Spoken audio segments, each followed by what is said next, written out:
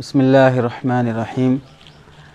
آج کل گھروں میں، فنکشن ہالوں میں اور پبلک پلیس میں ایسے ٹوائلٹ اور واش روم بنائے جا رہے ہیں جو زیادہ تر ویسٹرن ٹوائلٹس ہوتے ہیں، مغربی طرز کے، اور بہت سے گھروں میں ایسے ٹوائلٹس نہ ہوں تو وہ کرائے پر نہیں لیے جاتے ہیں، مطالبے کیے جاتے ہیں بلا عذر کہ اس کا رواج عام ہوتے جا رہا ہے۔ اس سلسلے میں دو باتیں ہمیں سمجھنا چاہیے، ایک فقہی بات اور ایک تہذیبی بات۔ فقہی بات کیا ہے؟ اللہ کے نبی علیہ السلام نے کھڑے ہو کر پیشاب کرنے سے منع فرمایا ہے۔ ایسے ہی اس طرح کے انداز سے بیٹھ کر ہم غلاظت اور ضرورت سے فارغ ہونا، جو انداز اللہ کے نبی علیہ السلام سے ثابت نہیں ہے، وہ خلاف سنت ہے۔ ویسٹرن ٹوائلٹ یہ سنت نہیں ہے، خلاف سنت طریقہ ہے۔ سراقہ بن مالک رضی اللہ تعالیٰ عنہ سے مروی ہے کہ آپ نے فرمایا کہ اس طرح قضائے حاجت کرو کہ کسی قدر بائیں پیر پر سہارا لے کر بیٹھا کرو کہ ادھر تھوڑا وزن پڑے۔ علمنا رسول اللہ صلی اللہ علیہ وسلم اذا اتینا الخلاء ان نتوکع علی الیسری۔ تو ظاہر سی بات ہے کہ ویسٹرن ٹوائلٹ میں اس طرح کی سہولت نہیں رہتی، اس میں کرسی کی طرح بیٹھنا پڑتا ہے۔ بلا عذر کے اس طرح کھڑے ہو کر پیشاب کرنا یا ویسٹرن ٹوائلٹ کا استعمال کرنا، یہ خلاف سنت عمل ہے، جسے مکروہ کہا جا سکتا ہے۔ ہاں، اگر عذر ہو، مجبوری ہو، عمر ہو گئی، بڑی عمر کے ہیں، یا کوئی ایسی بیماری ہے جس میں ڈاکٹر نے منع کیا ہے وہاں نیچے بیٹھنے پر، تو پھر اس صورت میں بلا کراہت کے استعمال کرنا جائز ہے۔ تو فقہی ضابطہ تو آدمی کی سہولت، مجبوری، بیماری، صحت کی حالات پر دیکھ کر فیصلہ ہوتا ہے۔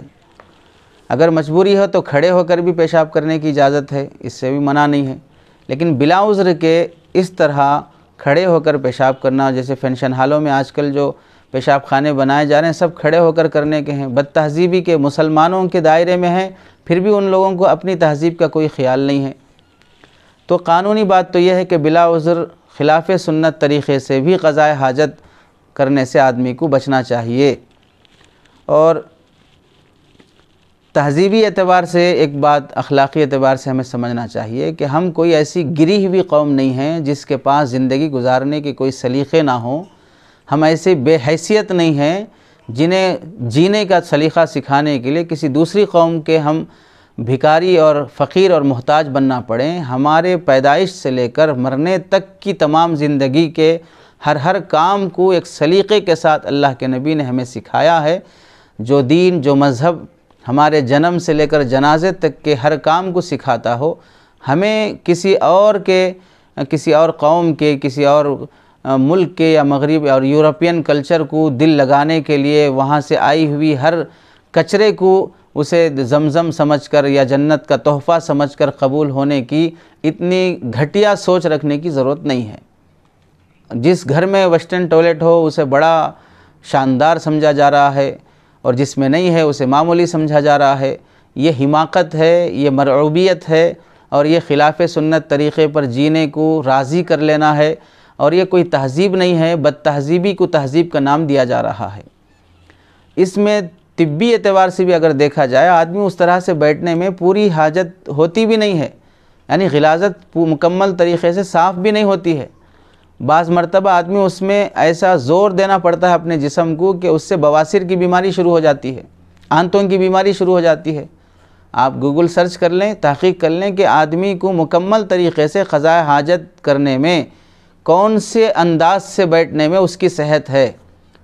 تو شریعت کا بھی مسئلہ ہے، اخلاقی تہذیب کا بھی مسئلہ ہے، اور طبی مسئلہ بھی ہے۔ ہر اعتبار سے آدمی انڈین ٹوائلٹ کا استعمال کرنے کو زیادہ ترجیح دے۔ عام حالات میں، مجبوری کے حالات میں، بیماری کے حالات میں شریعت اجازت دیتی ہے، لیکن ذہنی طور پر اس طرح کی جو گھٹیا اور گرتی ہوئی سوچ بنتی جا رہی ہے، اس سے ہم مسلمانوں کو بچنا چاہیے۔